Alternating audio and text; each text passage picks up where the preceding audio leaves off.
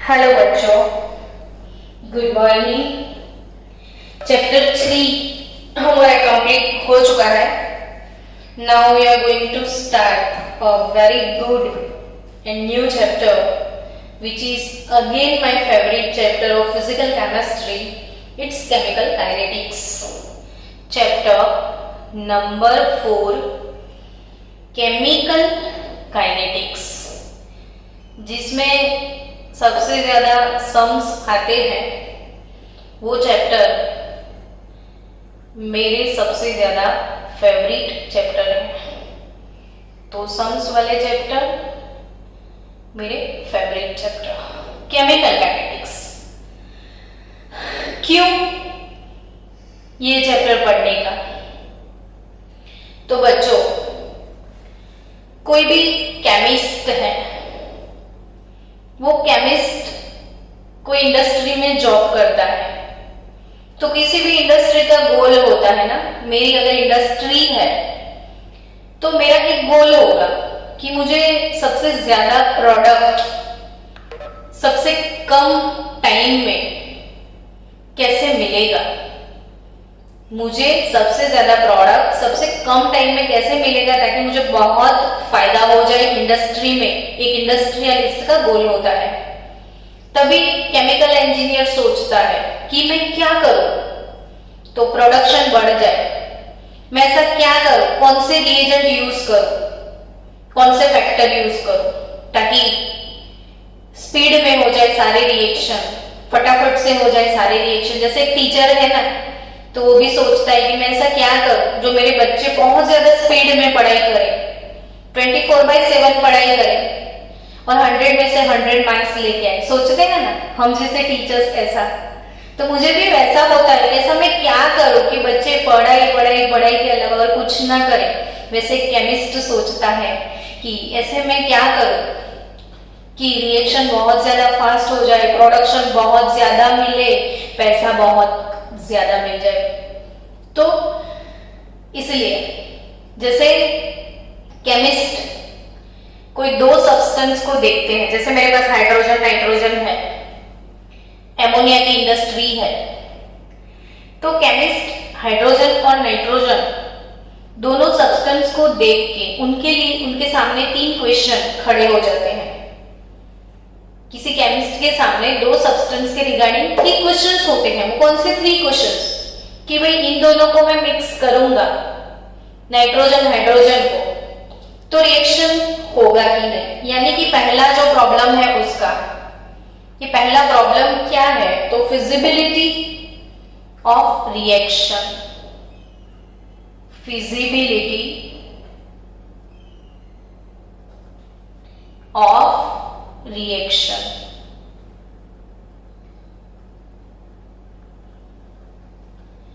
पहला क्वेश्चन है feasibility of reaction, कि इन दोनों को मिक्स करके रिएक्शन होगा कि नहीं होगा, ये क्वेश्चन होता है।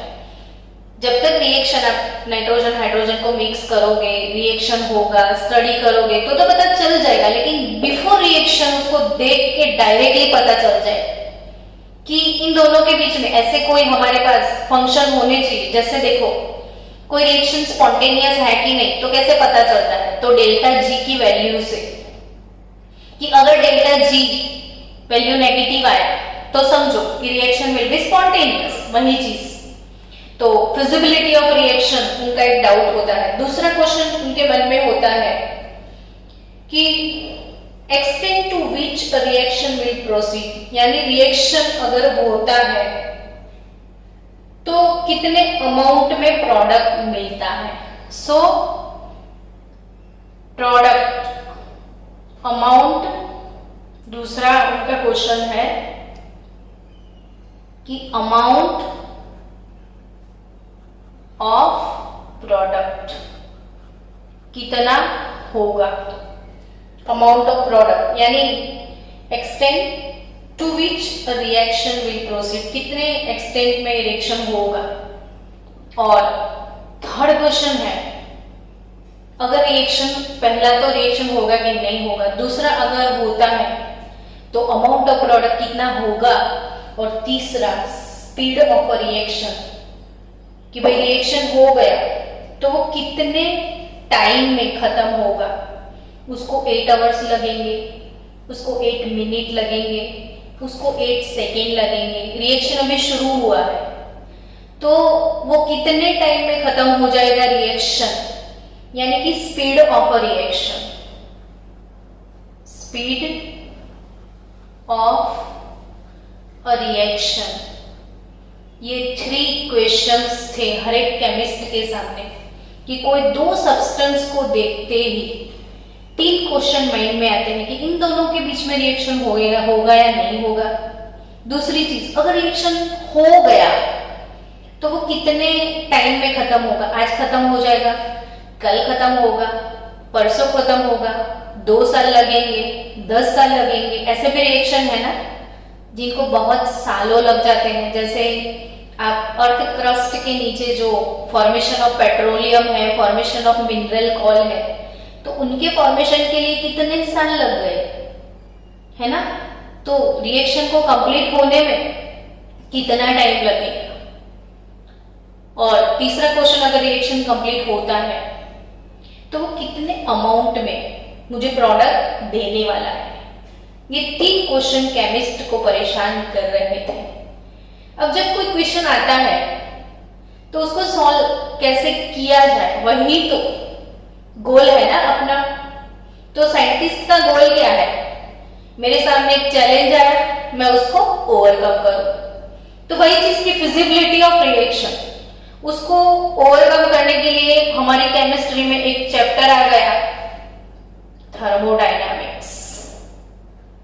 तो ये जो क्वेश्चन था वो थर्मोडायनामिक्स ने सॉल्व कर दिया। हाँ भाई ले चल, फिजिबिलिटी ऑफ रिएक्शन यानी कोई रिएक्शन स्पॉन्टेनियस है या नहीं, वो इंफॉर्मेशन फर्स्ट वाले क्वेश्चन की जो इंफॉर्मेशन है वो इंफॉर्मेशन हमको थर्मोडायनामिक चैप्टर से मिल गई। तो कैसे थर्मोडायनामिक्स से सॉल्व हो गया। सो इन thermodynamics it can be determined whether the reaction take place or not, and if it take place then the properties of the reaction also determine. Here we know that कि about spontaneity of reaction, कोई भी reaction spontaneous है या नहीं है उसको जानने के लिए हमको हेल्प मिल गया thermodynamic second law of thermodynamic. उसमें हमने पढ़ा था कि free energy of system is always decreases. In all spontaneous reactions free energy of system is always decreases, and in all spontaneous reaction entropy of the universe is always increases. Thermodynamics में 0th law है, first law है, second law है, third law है, और सबके statement आपको by heart करने पड़ेंगे। हाँ, सो बी रेडी फॉर स्टेटमेंट। वो पता ही होना चाहिए कि जैसे न्यूटन्स थर्ड लॉ क्या है, न्यूटन्स सेकेंड लॉ क्या है, न्यूटन्स फर्स्ट लॉ क्या है, वैसे ही thermodynamic 0th law, thermodynamic 0th law thermal equilibrium, first law conservation of energy, second law spontaneity, third law entropy. तो उसके सबके स्टेटमेंट आप बाय हार्ट कर लेना। तो थर्मोडायनामिक्स से इंफॉर्मेशन मिल जाता है कि अगर कोई सिस्टम है तो उसका Gibbs free energy delta G calculate किया जाए। डेल्टा जी कैलकुलेट करने के लिए गिब्स हेल्महोल्ट्ज इक्वेशन हम यूज करते थे, delta H minus T delta S. और इक्वेशन से अगर डेल्टा जी लेस देन 0 यानी नेगेटिव मिलता था तो डेल्टा जी का वैल्यू अगर लेस देन 0 आता है, नेगेटिव आता है, then we can say that our reaction will be spontaneous, है ना। तो स्पॉन्टेनिटी हम इससे डिसाइड कर लेते थे। दूसरी चीज, अगर हमने डेल्टा जी से नहीं निकालना है तो हमारे पास एंट्रोपी नाम का भी एक फंक्शन था। मैं इसलिए इन चीजों को बोल रही हूं अभी ताकि रिवीजन भी हो जाए, वर्ड्स भी आपके सामने आ जाए। एंट्रोपी सिंबल याद है ना आपको? एंट्रोपी यानी randomness, randomness that is entropy. और सबसे ज्यादा रेंडमनेस गैसियस फेज में होता है। सॉलिड फेज में तो सब रेगुलर अरेंजमेंट होता है, लिक्विड में थोड़ा डिस्टर्ब होता है, सॉलिड गैस में बहुत ज्यादा डिस्टर्ब होता है। तो सबसे ज्यादा एंट्रोपी गैसियस फेज में होती है। तो एंट्रोपी डेल्टा एस टोटल, यानी कि अभी अभी थोड़े दिन पहले मैंने सिखाया था कि डेल्टा एस सिस्टम का एंट्रोपी लो, सराउंडिंग्स का एंट्रोपी निकालो, दोनों का टोटल निकालो और डेल्टा एस टोटल मिल जाए जब, तो डेल्टा एस टोटल का वैल्यू अगर ग्रेटर देन 0 आता है, if delta S total greater than 0 आता है, आज ये वाले चैप्टर का मैं सिर्फ इंट्रोडक्शन आपको पढ़ाने वाली हूं, तो आज करेंगे हम इंट्रोडक्शन, है ना। जब तक इंट्रोडक्शन समझ में नहीं आता, चैप्टर का एम समझ में नहीं आता है। तो ये 3 क्वेश्चन थे साइंटिस्ट के मन में, feasibility of reaction, amount of product और स्पीड ऑफ रिएक्शन। और इनको सॉल्व करने के लिए 3 क्वेश्चन के लिए हमारे पास 3 चैप्टर है पूरे। इसमें से फिजिबिलिटी ऑफ रिएक्शन वाला क्वेश्चन सॉल्व करने के लिए थर्मोडायनामिक्स है और उसने कैसे हेल्प किया, तो with the help of second law of thermodynamic feasibility of reaction हम डिक्लेयर कर सकते हैं। तो एक क्वेश्चन सॉल्व हो गया हमारा थर्मोडायनामिक्स से। तो कैसे, तो with the help of Gibbs free energy and with the help of entropy और डेल्टा एस टोटल यानी एंट्रोपी ऑफ होल यूनिवर्स, जिसमें डेल्टा एस सिस्टम और डेल्टा एस सराउंडिंग का टोटल किया जाता था और टोटल ग्रेटर देन 0 आता था, यानी एंट्रोपी ऑलवेज इंक्रीज होना चाहिए, फ्री एनर्जी ऑलवेज डिक्रीज होना चाहिए। नेगेटिव है या पॉजिटिव है, देन रिएक्शन स्पॉन्टेनियस होता है। तो रिएक्शन की स्पॉन्टेनिटी डिसाइड करने के लिए गिब्स फ्री एनर्जी को कैलकुलेट कर लो या फिर एंट्रोपी को कैलकुलेट कर लो। दोनों में से किसी एक फंक्शन से फिजिबिलिटी क्लियर हो गई। अब उनको दूसरा क्वेश्चन सॉल्व करना था, अमाउंट ऑफ प्रोडक्ट। अरे बाबा, थर्मोडायनामिक्स से तो नहीं पता चलता है, अब क्या करें। तो इसके लिए और एक चैप्टर आ गया सेकंड क्वेश्चन के लिए, और सेकंड क्वेश्चन को सॉल्व करने के लिए आपको पता है कि और चैप्टर कौन सा मैडम, तो उसके बाद वाला इक्विलिब्रियम। ये क्वेश्चन हमने इक्विलिब्रियम से सॉल्व कर लिया। कैसे, तो इक्विलिब्रियम कांस्टेंट से। ये भी आपको पता है कि इक्विलिब्रियम कांस्टेंट के और डेल्टा जी, इन दोनों के बीच में एक रिलेशन है। तो delta G naught is equal to minus R T L M K, आपने पढ़ा है, इसके सम्स भी किए हुए हैं। तो delta G naught is equal to minus R T L N K equilibrium constant. Now बच्चों, delta G naught upon R T, वो भी negative, is equal to L N K. तो व्हाट इज के हियर, तो मुझे L N को हटाना है, एंटी एल एन लेना है, तो ये ई के पावर में ऐसे हम लिख सकते हैं delta G naught by R T. Delta G naught by R T, ये इसको इधर मैंने शिफ्ट किया, ये माइनस मिला, एल एन के, तो व्हाट इज के, तो e raise to minus delta G naught by R T. Now if delta G negative है, डेल्टा जी का वैल्यू लेस देन 0, तो के का वैल्यू ग्रेटर देन 1 आता है। तो ये नेगेटिव है, तो ऑलरेडी बाहर नेगेटिव है, तो नेगेटिव नेगेटिव पॉजिटिव हो जाएगा, तो के ग्रेटर देन 1 आता है। और के है क्या, तो वो भी आपको पता है कि amount of product upon amount of reactant और ग्रेटर देन 1, तो प्रोडक्ट ग्रेटर देन रिएक्टेंट, है ना। यानी कि के ग्रेटर देन 1, इसका मतलब ये होता है कि amount of product greater than reactant, यानी बहुत ज्यादा प्रोडक्ट आपको मिलने वाली है। तो second question, amount of product, वो कितने एक्सटेंट में रिएक्शन खत्म होगा, कितने % रिएक्शन हो जाएगा, प्रोडक्ट ज्यादा मिलेगी या नहीं, ये यहां से सॉल्व हो जाता है। इफ के का वैल्यू बहुत ज्यादा होता है, वैल्यू ऑफ के इज एक्सेस, तो it means amount of product is very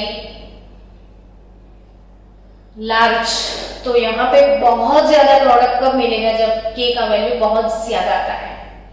तो मैग्नीट्यूड ऑफ के से हमको अमाउंट ऑफ प्रोडक्ट भी पता चल गया, यानी हमने सेकेंड क्वेश्चन भी सॉल्व हो गया इक्विलिब्रियम चैप्टर से। अब थर्ड क्वेश्चन बचा, वो कहीं से सॉल्व नहीं हो रहा था, speed of a reaction.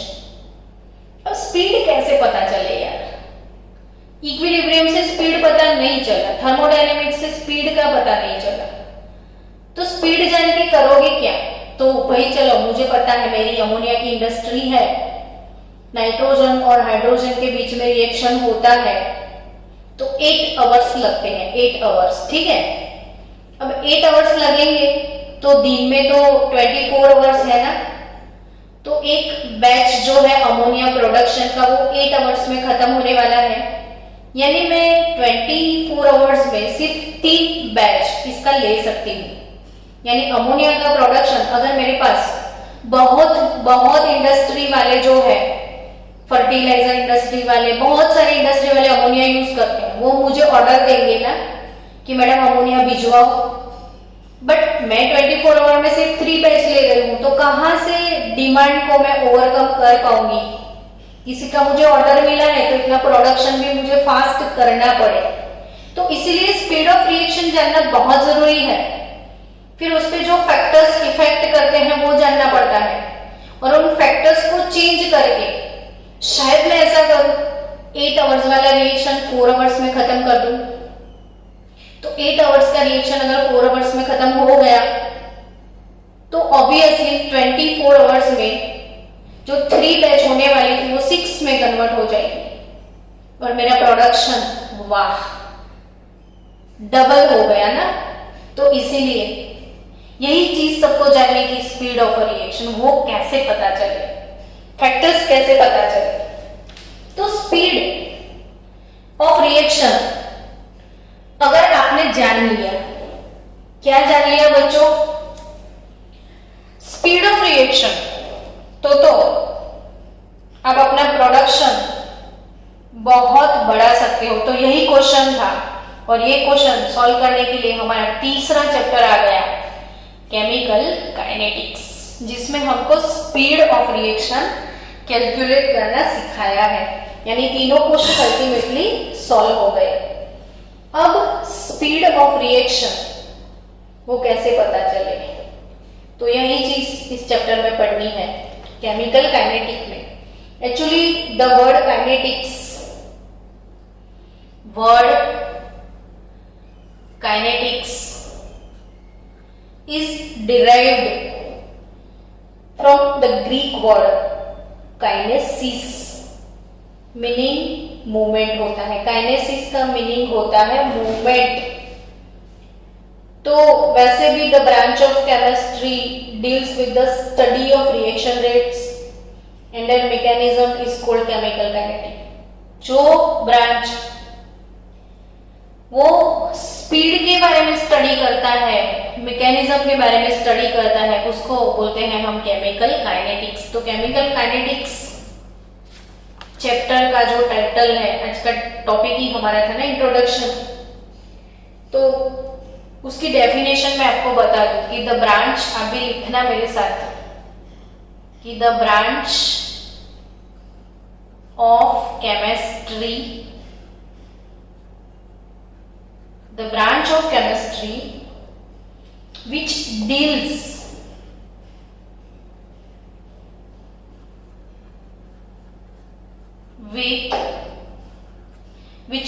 with the study of reaction rate,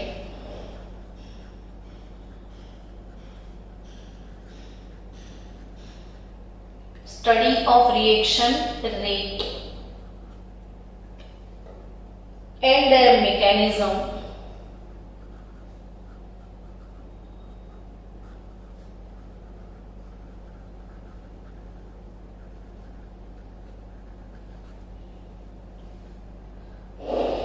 is called chemical kinetics। तो काइनेसिस यानी मूवमेंट, कि जो मूवमेंट के बारे में बताता है, जो स्पीड के बारे में बताता है, वो है केमिकल काइनेटिक। तो ये वाले चैप्टर में आपको जितने भी रिएक्शंस हैं उनके रेट कैसे कैलकुलेट करने हैं, उनकी मैकेनिज्म क्या होती है, वो सारी चीजों को यहाँ पे आप स्टडी करोगे। तो केमिकल काइनेटिक में सबसे पहले मैं एक बात बता दूं आपको कि जो भी हमारे पास रिएक्शंस हैं, जितने भी रिएक्शंस हैं, उन रिएक्शंस को अगर क्लासिफाई करने का हम सोचें तो वो 3 टाइप के रिएक्शंस होते हैं। ये जितने भी रिएक्शंस हैं वो कितने टाइम में कंप्लीट होने वाले हैं, according to the time of completion, on the basis of the time of completion, they are divided into main 3 categories: very fast reaction,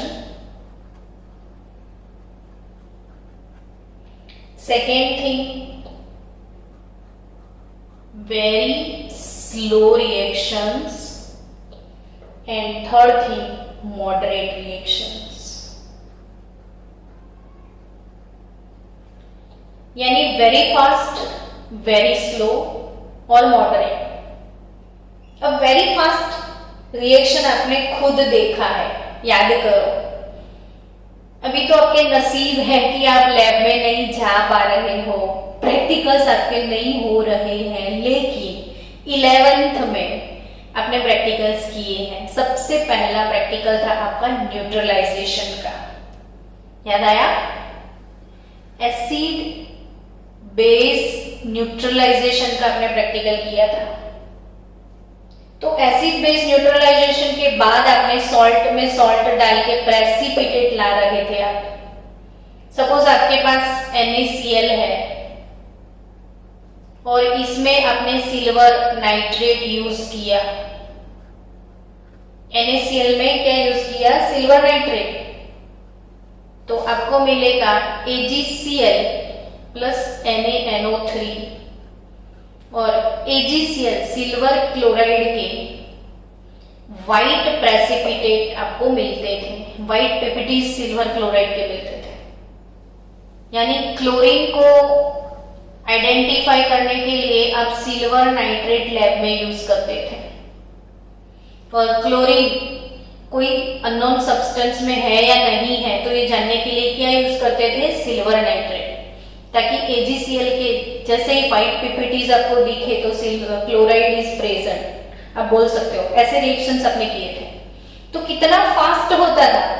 एक सॉल्ट में आपने टेस्ट ट्यूब में सोडियम क्लोराइड का सॉल्यूशन लिया, AgNO3 जैसे ही डाला फटाक से व्हाइट PPT आ जाते। आप सोच भी नहीं पाते हो इतने टाइम में PPT आते थे। आपको याद है वो प्रैक्टिकल जिसमें अपने फिनोल्फथैलीन के ड्रॉप्स डाले थे और ब्यूरेट से आप बेस डाल रहे थे। जैसे ही ब्यूरेट में से एक ड्रॉप वो फ्लास्क में जाता था, तुरंत कितना इमीडिएट पिंक कलर आ जाता था, फिर डिसअपियर भी होता था। तो पिंक कलर वो आने वाला प्रैक्टिकल फिनोल्फथैलीन के साथ NaOH का पिंक कलर। तो फिनोल्फथैलीन NaOH इतना फास्ट पिंक कलर मिलता था, तो वो भी वेरी फास्ट रिएक्शन थे।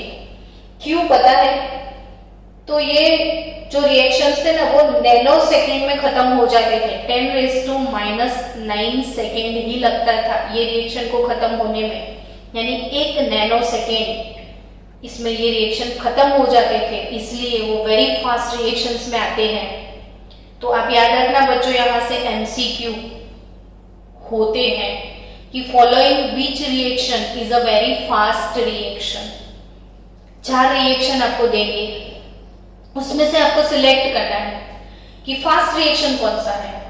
तो हमेशा जो रिएक्शन में आयंस होते हैं, देखो Na+Cl-, Ag+NO3-, तो आपको क्या याद रखना है कि जो रिएक्शन आयोनिक रिएक्शन होते हैं, आयोनिक रिएक्शन जिसमें आयंस के साथ डील होती है, जैसे देखो बेस है NaOH, आपने डाला HCl, एसिड बेस का न्यूट्रलाइजेशन, तो Na plus OH minus H plus Cl minus, ये आयोनिक सिस्टम है। तो जो भी आयोनिक रिएक्शंस है वो आयोनिक रिएक्शन इंस्टेंटेनियसली होते हैं और they are very fast reaction. I think आप मेरे स्टूडेंट हो, आप समझ गए होंगे कि very fast reaction 1 nano second में हो जाते हैं, वो है ionic reaction. Done? Okay. Very slow, बहुत साल लग जाते हैं।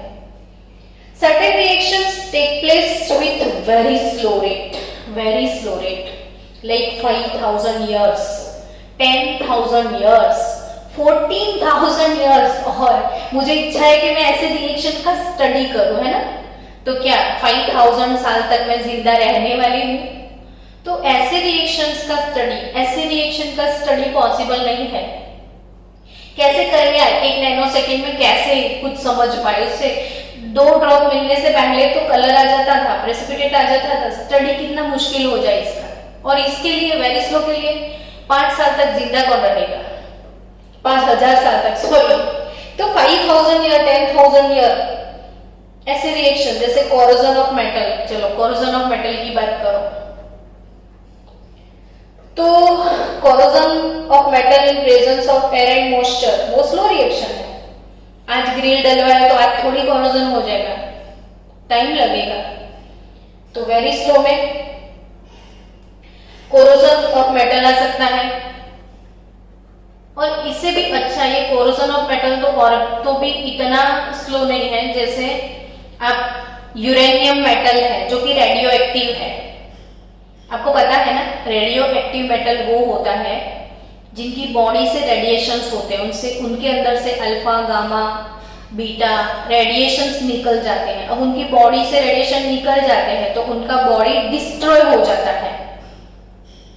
तो उनका बॉडी डिस्ट्रॉय होते हैं, उनका जो डीके होता है, उनको 5,000 ईयर्स, 2,000 ईयर्स, ऐसे बहुत लंबा समय लगता है। तो कार्बन 14 है, उसका हाफ लाइफ टाइम 5730 ईयर ऐसा कुछ है, अबव 5,000, हाफ लाइफ ईयर। तो फुल लाइफ ईयर ऑब्वियसली 9,000 के आसपास होगा। सो बच्चों, DK of radio active metal, it is also a very slow reaction. Then you can say production or formation of crude oil, तो formation of petroleum, mineral coal, ये भी very slow reactions हैं सब, जिनको बहुत ज्यादा टाइम लगता है। और अपने स्टडी वाले फेवरेट रिएक्शन जो कि हमारी इंडस्ट्री में होते हैं, न वो वेरी फास्ट होते हैं, न वो वेरी स्लो होते हैं, वो बहुत अच्छे होते हैं, मॉडरेट टाइम में हो जाते हैं, जैसे hydrolysis of starch, hydrolysis of starch. अरे मिल्क, चलो मिल्क आपने सुबह सुबह घर में रख दिया, समर है, टेम्परेचर थोड़ा हाई है, तो शाम तक वो दूध फट जाता है। हम ऐसा बोलते हैं दूध फट गया है, यानी दूध बिगड़ गया। तो उनके अंदर भी पूरे रिएक्शंस हो रहे हैं बायोकेमिकल, तो वो रिएक्शन मॉडरेट है, 1 दिन में हो रहे हैं। या फिर प्रोडक्शन ऑफ अमोनिया बोल दो, इन्वर्जन ऑफ शुगर बोल दो, तो इन्वर्सन ऑफ शुगर यानी जो सुक्रोज होता है ना, वो सुक्रोज का हाइड्रोलिसिस होगा तो आपको ग्लूकोज और फ्रुक्टोज मिलेगा। आपने 10th में पढ़ा होगा sucrose in presence of invertase catalyst, तो ग्लूकोज एंड फ्रुक्टोज मिलेगा। तो वो भी मॉडरेट आवर्स में हो जाता है, जैसे प्रोडक्शन ऑफ अमोनिया, अरे प्रोडक्शन ऑफ हर एक इंडस्ट्री, तो वो सारे मॉडरेट रिएक्शन है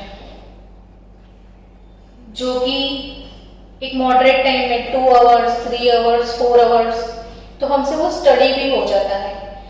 सो बच्चों की मॉडरेट रिएक्शन जो हमारे लिए फायदेमंद है, जिसको हम आसानी से स्टडी कर सकते हैं, वैसे रिएक्शंस की स्टडीज के लिए कैसे पता चलेगा कि कोई रिएक्शन का रेट क्या है, अब उस तरफ जाते हैं धीरे धीरे।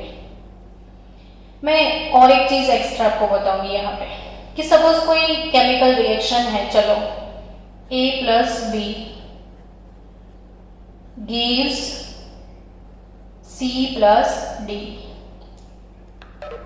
इसको बोलते हैं रिएक्टेंट, इसको बोलते हैं प्रोडक्ट, और reactant to product is a forward reaction. Now if it is product to reactant also, तो then it is called reverse reaction. अब फॉरवर्ड रिएक्शन का रेट ऑफ फॉरवर्ड रिएक्शन, जिसको मुझे VF बोलना है, और रेट ऑफ रिवर्स रिएक्शन, जिसको मुझे VR बोलना है।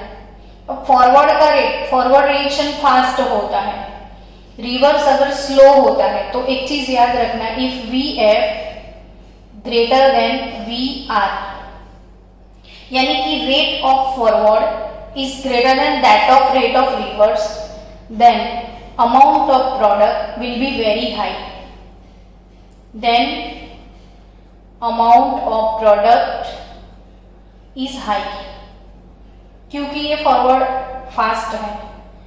But if VF less than VR, यानी फॉरवर्ड स्लो है, रिवर्स फास्ट है, तो ये खत्म हो जाएगा। So amount of product is less here and it both are same, VF is VR, then amount of product and reactant remains constant, जितने rate से ये होता है उतने रेट से वो होता है, दोनों साइड अमाउंट कांस्टेंट हो जाएगा। तो एक ये चीज VF VR ये सारे टर्म्स क्या है वो समझ लेना। Now I am going to start my chapter what is a rate of reaction, है ना बच्चों। क्या सिखाने के लिए मैं जा रही हूं, what is a rate of reaction.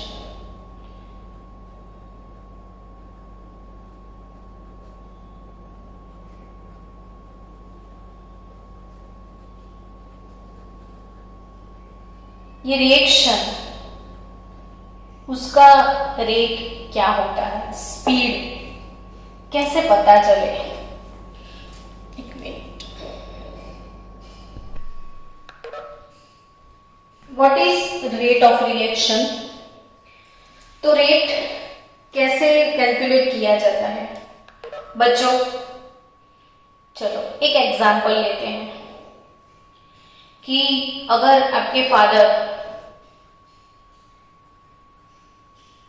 सुबह सुबह 9 बजे निकल गए हैं अहमदाबाद जाने के लिए, कितने बजे, 9 बजे, तो वो अहमदाबाद 9 बजे निकल गए, तो आपको पता रहता है कि अभी 9 बजे निकले थे ना पापा, तो इतने बजे तो वो अहमदाबाद पहुंच गए होंगे। यानी कैसे आपने प्रेडिक्ट कर लिया कि मेरे फादर 9 बजे अहमदाबाद जा रहे हैं, तो वो 12 बजे तक एटलीस्ट पहुंच जाएंगे, यानी उनको 3 आवर्स लगेंगे। तो वो चीज आपको कैसे पता चल गई, बोलो, आंसर चाहिए मुझे। कैसे बच्चों आपको पता चला कि फादर आपके 9 o'clock निकले हैं, 12 बजे तक वहां पे पहुंच जाएंगे, बाय कार जा रहे हैं, तो जल्दी आंसर सोचो।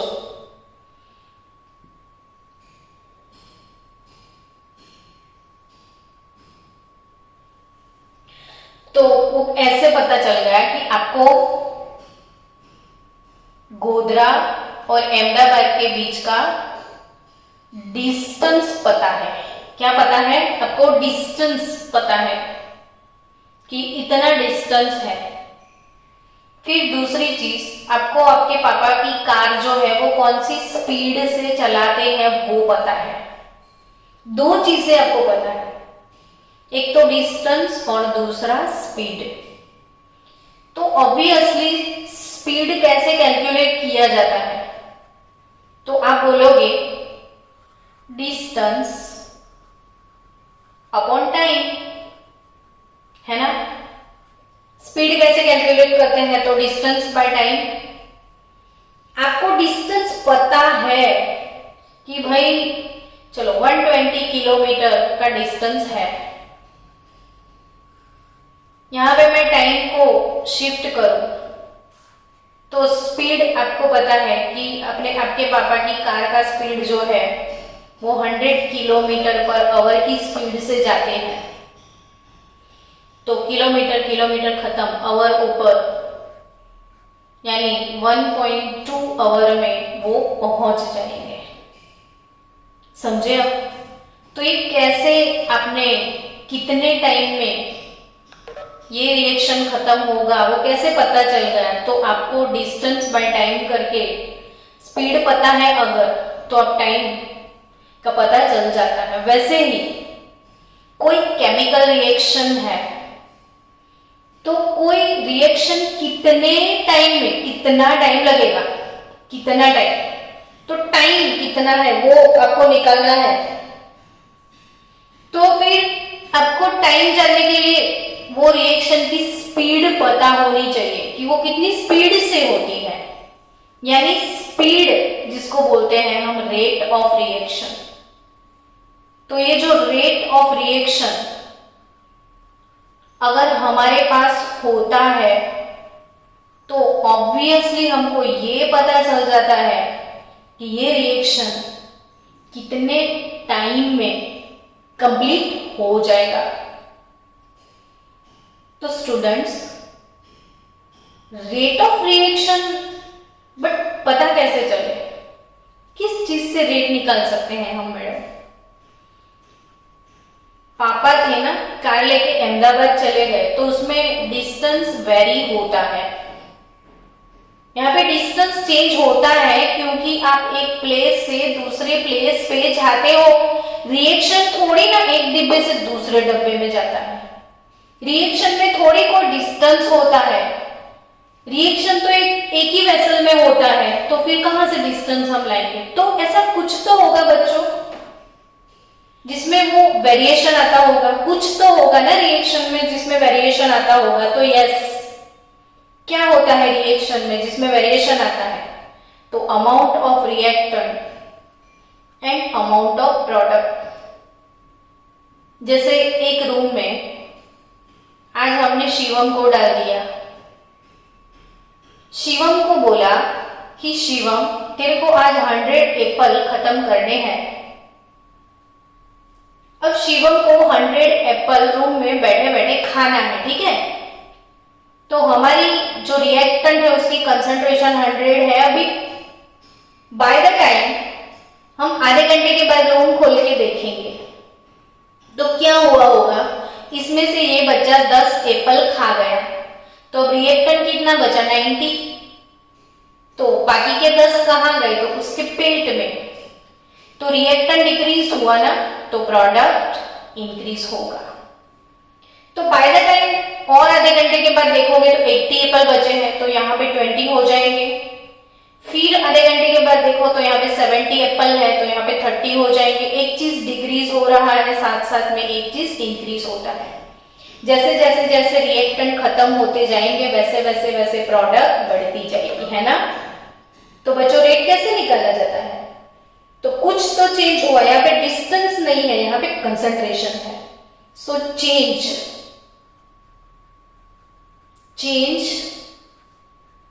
in concentration, change in concentration divided by time। कितने टाइम में कितना चेंज हुआ तो आपको रेट पता चल जाएगा। तो actually what is the rate of reaction? तो माय डियर स्टूडेंट्स, आप उसका डेफिनेशन लिख सकते हो कि द चेंज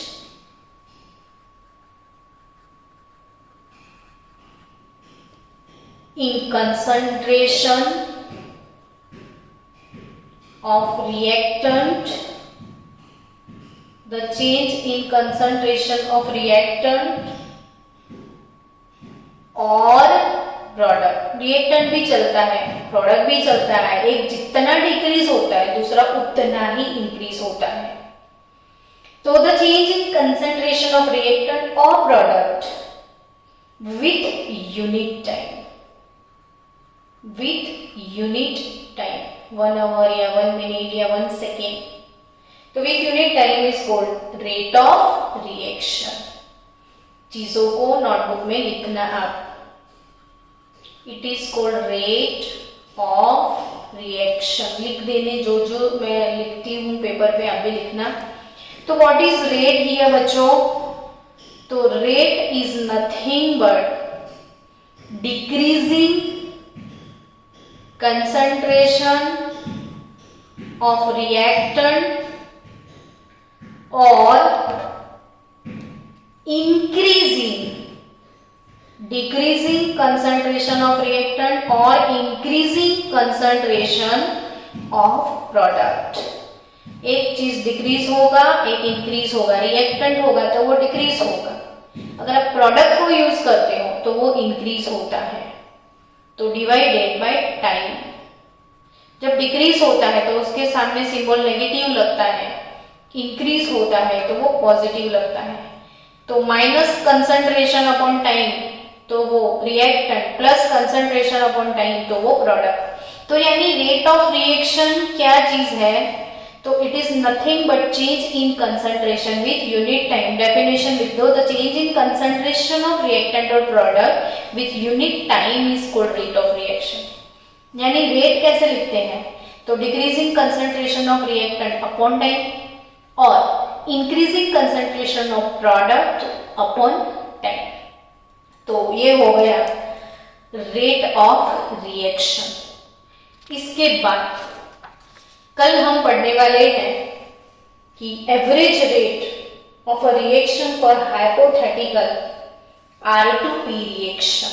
तो आज के लिए इतना ही। कल नया टॉपिक